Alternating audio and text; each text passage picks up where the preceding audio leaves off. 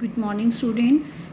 आज हम मधुबन का पाठ तीर्थ यात्रा करने जा रहे हैं, जिसमें लेखक सुदर्शन जी ने परहित मतलब दूसरों की भलाई और त्याग की भावना का संदेश दिया है। उन्होंने हमें बताया है कि किस तरह से हमें दूसरों की भलाई में ही अपनी खुशी ढूंढनी चाहिए, और उन्होंने परहित की भावना को ही सच्ची तीर्थ यात्रा माना है। और इस बात को उन्होंने बहुत ही रोचक यानी इंटरेस्टिंग ढंग से हमारे सामने प्रस्तुत किया है। तो देखिए स्टोरी बेटा इसकी। लाजवंती के यहाँ कई पुत्र पैदा हुए, मगर सबके सब बचपन में ही मर गए। आखिरी पुत्र हेमराज उसके जीवन का सहारा था। उसका मुंह देखकर वह पहले बच्चों की मौत का दुख भूल जाती थी। यद्यपि यानी हालांकि हेमराज का रंग रूप साधारण बालकों का सा ही था, मगर लाजवंती की आंखों में वैसा बालक सारे संसार में न था। यानी यहाँ पर एक लेडी है लाजवंती, उसकी स्टोरी है, उसके बारे में बताया है कि उसके कई बेटे हुए थे, लेकिन सारे जो हैं वो बचपन में मर गए थे, और जो आखिरी पुत्र था हेमराज वही अब बचा था और वही उसके जीवन का सहारा था। फिर लेखक कहता है कि वो एक साधारण सा बालक था, लेकिन वह अपनी माँ की आंखों का तारा था और उसे लगता था कि ऐसा बच्चा पूरे संसार में नहीं है। लाजवंती को उसकी इतनी चिंता थी कि दिन रात उसे छाती से लगाए फिरती रहती थी, मानो वह कोई दीपक हो जिसे बुझाने के लिए हवा के तेज झोंके बार बार आक्रमण कर रहे हों। यानी वह उसको हर बला से, हर बुराई से बचा कर रखती थी, और उसके ऊपर कोई ना कोई किसी न किसी तरह की मुसीबत आती रहती थी, लेकिन वह फिर भी हर बार उसको बचा लेती थी। वह उसे छिपा छिपा कर रखती थी, कहीं उसे किसी की नज़र न लग जाए। उसे खेलने के लिए भी घर से बाहर न निकलने देती। अगर हेमराज कभी निकल जाता तो लाजवंती घबराकर ढूंढने लग जाती थी, यानी वह उसका बहुत ध्यान रखती थी।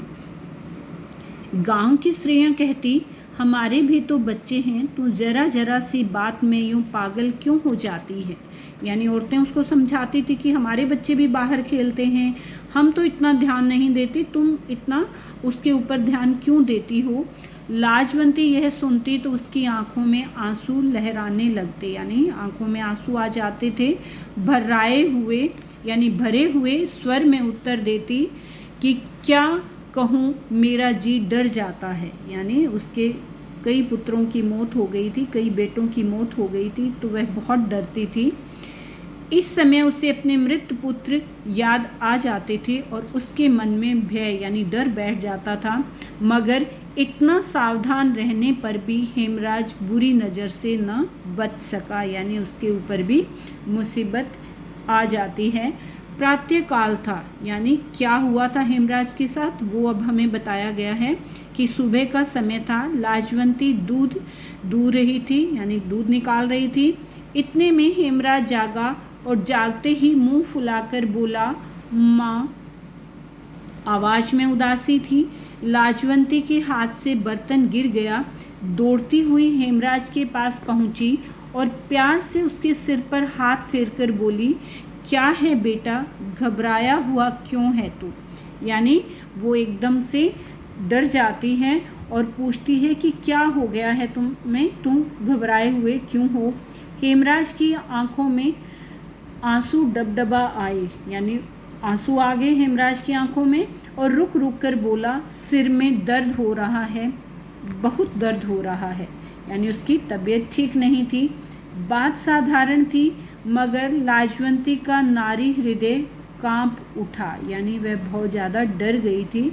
यही दिन थे, यही ऋतु थी, यानी यही दिन थे, यही मौसम था जब उसका पहला पुत्र मदन चल बसा था। वह भी इसी तरह बीमार हुआ था। यानी यह बात सुनकर लाजवंती जो है वो बहुत डर जाती है और अंदर से कांप उठती है।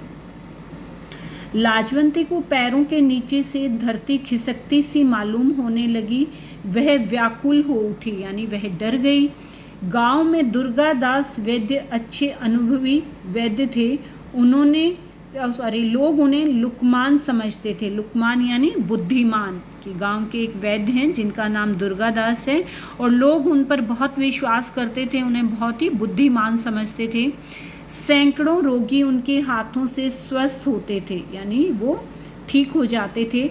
लाजवंती उनके पास पहुंची। लाजवंती को देखकर वैद्य बोले, क्यों बेटी, क्या बात है? वो उनसे पूछते हैं। लाजवंती ने चिंतित सी होकर उत्तर दिया, हेम बीमार है। वैद्य जी ने सहानुभूति के साथ पूछा, कब से? आज ही से, यानी लाजवंती कहती है कि आज ही से है। कहता है सिर में दर्द है। फिर वैद्य पूछते हैं, बुखार तो नहीं? लाजवंती कहती है मालूम तो नहीं होता, कहती है कि लगता तो नहीं है, आप चलकर देख लेते तो अच्छा था। वो कहती है कि लगता तो नहीं, पर फिर भी एक बार आप उसको चलकर देख लीजिए। वैद्य जी का मनोरथ सिद्ध हुआ। मनोरथ मतलब इच्छा पूरी हुई, क्योंकि उनका तो वो काम था। उन्होंने जल्दी से कपड़े पहने और लाजवंती के साथ हो लिए। जाकर देखा तो हेमराज बुखार से बेसुध पड़ा था, यानी बहुत तेज उसे बुखार था। वैद्य जी ने कहा, कोई चिंता नहीं, दवा देता हूँ, बुखार उतर जाएगा, कि कोई डरने की कोई बात नहीं है, बुखार उतर जाएगा। लाजवंती के डूबे हुए हृदय को सहारा मिल गया। उसने दुपट्टे की आंचल से अठन्नी निकाली और वैद्य जी को भेंट कर दी, कि उन्होंने उसको जो उसका मेहनताना था वो दे दिया। वैद्य जी ने मुंह से नहीं नहीं कहा, परंतु हाथों ने मुंह का साथ न दिया, कि वो फॉर्मेलिटी के लिए वो नहीं नहीं तो करते रहे, लेकिन हाथ उन्होंने पैसे लेने के लिए आगे बढ़ा लिए और उन्होंने पैसे ले लिए। कई दिन बीत गए, हेमराज का बुखार नहीं उतरा। वैद्य जी ने कई दवाइयाँ बदली, परंतु किसी ने अपना असर न दिखाया। लाजवंती की चिंता बढ़ने लगी, यानी उसका जो बुखार था हेमराज का, वो डे बाय डे ज़्यादा होता जा रहा था। वह रात रात भर उसके सिरहाने बैठी रहती। लोग आते और धीरज देकर चले जाते, कि लोग जो है वो हेमराज का पता पूछने आते, उससे मिलने आते और उसे ढांढस बंधाकर और वो चले जाते थे। लेकिन लाजवंती बहुत चिंतित थी। एक दिन लाजवंती ने वैद्य से पूछा, हकीम जी, आखिर क्या बात है, यह बुखार उतरने का नाम क्यों नहीं लेता? कि वो पूछती है कि ये क्यों नहीं उतर रहा है बुखार, की ऐसा क्या बुखार हो गया है जो ये उतर नहीं रहा है? वैद्य जी ने उत्तर दिया, मियादी बुखार है। लाजवंती चौंक पड़ी। उसने तड़प कर पूछा, मियादी बुखार क्या? अपनी तो जो वैद्य जी हैं वो कहते हैं कि अपनी मियाद पूरी करके उतरेगा। मियाद मतलब अपना टाइम पूरा करके उतरेगा, पर कब उतरेगा? लाजवंती पूछती हैं। वैद्य जी कहते हैं 21वें दिन उतरेगा, इससे पहले नहीं उतर सकता। लाजवंती कहती है आज 11 दिन तो हो चुके हैं। तो वैद्य जी कहते हैं कि बस 10 दिन और हैं, किसी तरह ये दिन निकाल दो, भगवान भला करेगा। लाजवंती का माथा ठनका, हिचकिचाते हुए बोली, कोई अंदेशा तो नहीं? वो पूछती हैं कि आपको कुछ गलत तो नहीं लग रहा? वैद्य जी बोले, देखो बुखार सख्त है, यानी बहुत ज़्यादा है, हानिकारक भी हो सकता है। मेरी राय में तो हेम के पिता को बुलवा लो तुम। लाजवंती सहम गई, यानी वो एकदम से डर जाती हैं। उसका दिल बैठने लगा। आशा के साथ निराशा भी उसके सामने आकर खड़ी हो गई। उसका पति रामलाल मुल्तान में नौकर था। उसने तार भेजा, वह तीसरे दिन पहुंच गया। इलाज दोगुनी सावधानी से होने लगा, यानी बहुत अच्छे से होने लगा। यहाँ तक कि 10 दिन और बीत गए। अब 21वां दिन सिर पर था। हेम की देह यानी शरीर अभी तक आग की तरह तप रही थी। लाजवंती और रामलाल दोनों घबरा गए। सोचने लगे, क्या बुखार एक उतरेगा, कि क्या बुखार क्या एकदम से उतरेगा, कि अभी तो इतना तेज है कि उतरने का लगता ही नहीं है इसको देखकर कि बुखार उतरेगा, तो फिर 21वें दिन में ये कैसे उतर जाएगा? वैद्य ने नाड़ी देखी तो घबराकर बोले, आज की रात बड़ी भयानक है, सावधान रहना, बुखार एकाएक उतरेगा। लाजवंती और रामलाल दोनों के प्राण सूख गए, यानी वो बहुत डर गए। वैद्य के शब्द किसी आने वाली भय की पूर्व सूचना थी, यानी वैद्य जी ने जो कही थी वो बात उन्हें और डरा रही थी। रामलाल बेटे के सिरहाने बैठ गए। लाजवंती के हृदय को चैन न था। वह मंदिर पहुंची और देवी के सामने गिरकर देर तक रोती रही। जब थककर उसने सिर उठाया तो उसका मुखमंडल शांत था, यानी वह रोकर बंद हो चुकी थी, अब थोड़ा शांत थी, जैसे तूफान शांत हो जाता है।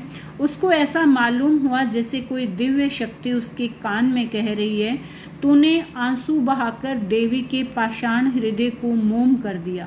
कि ऐसा लग रहा था जैसे कोई उसके कान में कह रहा हो कि तुम रोई हो, इतना गिड़गिड़ाई हो कि माता जो हैं वो तुम पर प्रसन्न हो गई हैं। लाजवंती ने देवी की आरती उतारी, फूल चढ़ाए, मंदिर की परिक्रमा यानी चारों तरफ उसने चक्कर लगाए और प्रेम के बोझ से कांपते हुए स्वर में मानता मानी, यानी उसने मन्नत मांगी कि देवी माता हमारा हेम बच जाए, मैं तीर्थ यात्रा करूँगी। यानी वो ये मन्नत मांग कर जाती है मंदिर में कि मैं तुम्हारी तीर्थ यात्रा के लिए जाऊँगी। मान्यता मांगने के बाद, मान्यता यानी मन्नत मांगने के बाद लाजवंती को ऐसा लगा जैसे उसका संकट टल गया। घर पहुंची तो पति ने कहा, लो बधाई हो, तुम्हारा परिश्रम सफल हो गया। बुखार धीरे धीरे उतर रहा है, यानी हेमराज का बुखार कम होने लगा था। लाजवंती के मुख पर प्रसन्नता थी और आंखों में आशा की झलक।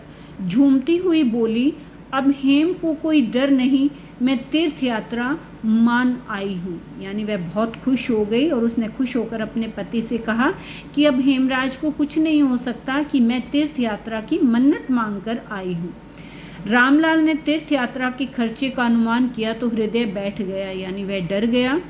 परंतु पुत्र स्नेह ने इस चिंता को देर तक ठहरने नहीं दिया, लेकिन तभी वो उस चीज़ को इग्नोर कर देता है और वह उस बात को भूल जाता है। उत्तर दिया, अच्छा किया, रुपया क्या है, हाथ का मैल है, आता है चला जाता है, परमेश्वर ने एक लाल दिया है, वह जीता रहे, यही हमारी दौलत है। कि एकदम तो वह डर जाता है कि इतना खर्चा मैं कहाँ से लाऊंगा, लेकिन तभी वह अपने बेटे की तरफ देखकर सब बातें भूल जाता है और कहता है कि हमारी दौलत यही है, अगर यह सही सलामत है तो हमें और कुछ नहीं चाहिए। प्रभात यानी सुबह हुई तो हेम का बुखार बिल्कुल उतर गया। लाजवंती के मुखमंडल से प्रसन्नता टपक रही थी, यानी वह बहुत खुश हो गई थी। वैद्य ने आकर देखा तो प्रसन्नता से बोले, अब कोई चिंता नहीं, तुम्हारा बच्चा बच गया। लाजवंती ने हेम की कमजोर देह पर हाथ फेरते हुए कहा, क्या से क्या हो गया, यानी हेमराज बुखार में बहुत पतला हो गया था। वैद्य ने लाजवंती की ओर देखा और रामलाल से बोले, यह सब इसके ही परिश्रम का फल है। तो लाजवंती ने उत्तर दिया, देवी माता की कृपा है और आपकी दवा के प्रभाव का फल है। तो वैद्य जी कहते हैं कि मैंने क्या किया, फिर वैद्य जी कहते हैं कि मैं तो तुम्हें दूसरी सावित्री समझता हूँ, कि जिस तरह से सावित्री भगवान से अपने पति को वापस ले आई थी, वैसे ही तुम बेटे को वापस ले आई हो। उसने मरे हुए पति को जिलाया था, यानी जिंदा कर दिया था, और तुमने पुत्र को मृत्यु के मुंह से निकाला है। 7वें दिन रामलाल नौकरी पर चले गए, यानी उनके जो लाजवंती के पति थे वो नौकरी पर चले गए और कहते गए कि तीर्थ यात्रा की तैयारी करो, और उन्होंने कहा कि तुम अब तीर्थ यात्रा पर जाने की तैयारी शुरू कर दो।